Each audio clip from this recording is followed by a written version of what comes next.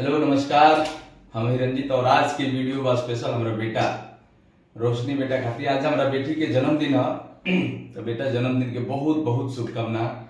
भगवान से ये कामना करब कि हमारा बेटा जिंदगी में बहुत तरक्की करे, हमेशा खुश रह, खूब पढ़, पापा मम्मी दादा दादी के नाम रोशन कर, जैसे तार रोशनी नाम बा।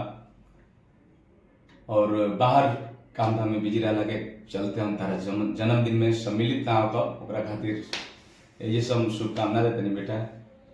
काहे कि हम एगो अपना के सौभाग्यशाली पिता महसूस करीला, तारा जैसा हमारा बेटी मिलल। काहे कि भैया कहल बा कि बेटा भाग्य से पैदा होला तो बेटी सौभाग्य से पैदा होली। तो हम सौभाग्यशाली पिता बानी जरा तारा ने बेटी मिलल। ये वीडियो के माध्यम से तारा का हम जन्मदिन के बहुत बहुत शुभकामना देता नहीं।